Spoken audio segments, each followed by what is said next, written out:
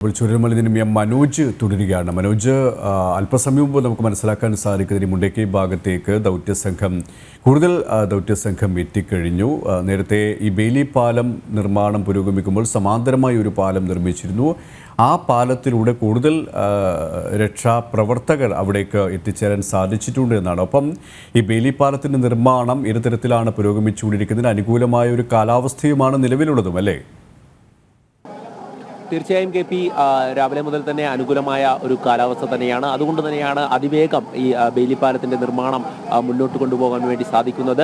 കഴിഞ്ഞ ദിവസം പ്രതിസന്ധി നേരിട്ടത് ഈ കാലാവസ്ഥ പ്രതികൂലമായതുകൊണ്ട് തന്നെയാണ്. കാരണം ഈ ആദ്യ ഘട്ടത്തിലൊക്കെ തന്നെ ഈ ഫ്രെയിമുകൾ വച്ചുപിടിക്കുന്നത് പകുതിയിലായപ്പോൾ തന്നെ ഈ മഴ തുടരെ പെയ്യുകയായിരുന്നു. പിന്നീട് ഈ പുഴയുടെ ഒഴുക്ക് വർദ്ധിച്ചു. ഈ ശക്തിയാർജിച്ച് ജലം ഇങ്ങോട്ടേക്ക് എത്തുമ്പോഴേക്കും ഇവിടേക്ക് ഈ ഫ്രെയിമുകൾ മുന്നോട്ട് കൊണ്ടുപോകാൻ കഴിയാത്ത സാഹചര്യമുണ്ടായി. എന്നാൽ അത് താൽക്കാലികമായി അല്പനേരത്തേക്ക് നിർത്തിവെച്ചു. പിന്നീട് ആ പ്രവർത്തനങ്ങളൊക്കെ തന്നെ പുനരാരംഭിച്ചു. എന്തായാലും രാത്രിയോടുകൂടി ഒരു ഇടവേളകളുമില്ലാതെ ഇവിടെ സൈന്യം ഈ നിർമ്മാണ പ്രവർത്തനത്തിൽ ഏർപ്പെട്ടു. കൃത്യമായും ഈ രക്ഷാ ദൗത്യത്തിന് വേണ്ടിയിട്ടുള്ള എല്ലാ ക്രമീകരണങ്ങൾക്കുമായും ഈ ഒരു പാലം അത്യാവശ്യമാണ്.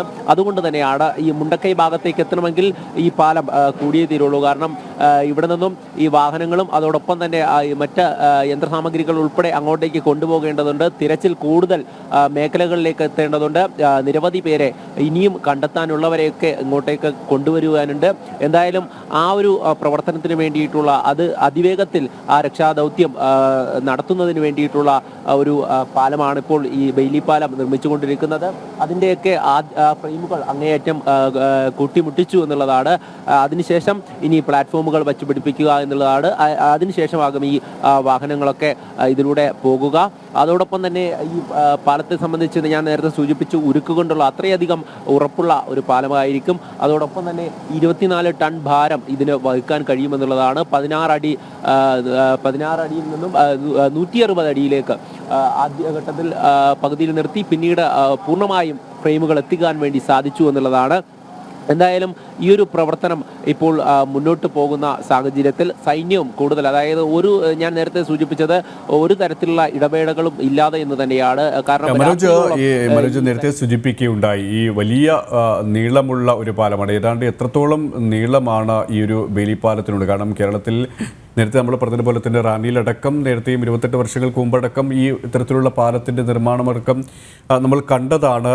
അതിൻ്റെ ആ സുരക്ഷയുമായി ബന്ധപ്പെട്ട് അതിൻ്റെ ബലവുമായി ബന്ധപ്പെട്ട് കൃത്യമായ ഒരു സജ്ജീകരണങ്ങൾ തന്നെയാണ് സൈന്യത്തിൻ്റെ എഞ്ചിനീയറിംഗ് വിഭാഗം ഉറപ്പുവരുത്തുകയും ചെയ്യുന്നത്. പക്ഷേ ഇവിടെ നമ്മൾ ഇന്നലെ ചർച്ച ചെയ്തതുപോലെ തന്നെ ഈ പാലം നിർമ്മിക്കുമ്പോൾ വലിയ അടിയൊഴുക്ക് ഇതിന് പലതരത്തിലുള്ള പ്രതിസന്ധി സൃഷ്ടിച്ചിരുന്നു. അതുകൊണ്ട് തന്നെ ഈ ദൈർഘ്യമേറിയ ഒരു പാലമായതുകൊണ്ട് തന്നെ അതിൻ്റെ നടുവിൽ കൃത്യമായ രീതിയിൽ അതിൻ്റെ വലിയ ഒരു ബേസ് ഒരുക്കേണ്ടതുമുണ്ടായിരുന്നു. അത് ഈ ഒഴുക്കുള്ളത് കൊണ്ട് തന്നെ തൽക്കാലത്തേക്ക് അതിൻ്റെ നിർമ്മാണം നിർത്തിവെച്ചിരുന്നു. വീണ്ടും കാലാവസ്ഥ അനുകൂലമായ ഘട്ടത്തിലാണ് നിർമ്മാണം പൂർത്തീകരിച്ചത്. ആ ഫ്രെയിം ഇപ്പോൾ ഏതാണ്ട് പൂർത്തിയായി കഴിഞ്ഞു. ഇനി പ്ലാറ്റ്ഫോം ഉറപ്പിക്കേണ്ട ജോലികൾ മാത്രമാണ് മുന്നിലുള്ളത്, അല്ലേ?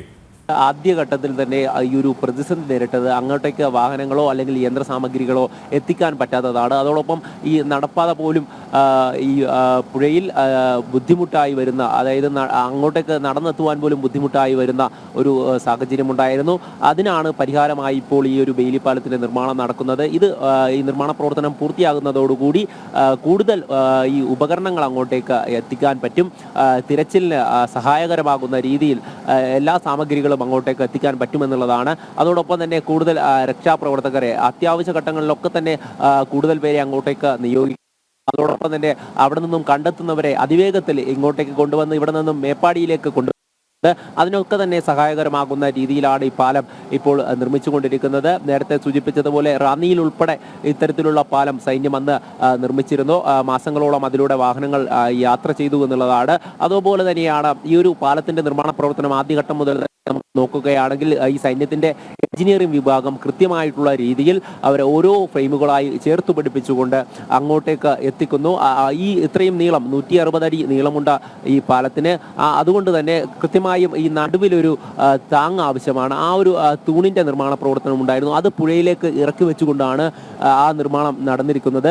അത് തന്നെയാണ് കഴിഞ്ഞ ദിവസം ഒരു പ്രതിസന്ധി നേരിട്ടത്. ഈ പുഴ ഇങ്ങനെ ഒഴുകിയെത്തുമ്പോൾ, അതായത് ഗതിമാരി ഒഴുകുന്ന ഒരു പുഴയാണ്. അതിൽ ഇത്രയധികം ജലമുണ്ട്, വളരെയധികം ശക്തിയോടെ കൂടുകയാണ് ഒഴുകിയെത്തുന്നത്. അത് തന്നെയാണ് ഈ ഒരു പ്രതിസന്ധിക്ക് കാരണമായതും. പിന്നീട് എന്തായാലും ആ പ്രതിസന്ധിയൊക്കെ തന്നെ പരിഹരിച്ചുകൊണ്ട് അതിനെയൊക്കെ ഈ പ്രതികൂല കാലാവസ്ഥയെ പോലും അവഗണിച്ചുകൊണ്ട് ഈ സൈന്യം തന്നെയാണ് മനോജ്. ഇന്നലെ രാവിലെ തന്നെ രാവിലെ 7 മുതൽ തന്നെ ഈ സൈന്യം ഈ പാലത്തിന്റെ നിർമ്മാണം ആരംഭിച്ചിരുന്നു. പക്ഷേ പിന്നീടാണ് ഈ ഉച്ചകഴിഞ്ഞതോടുകൂടി വലിയ ഒഴുക്ക് രൂപപ്പെട്ടു.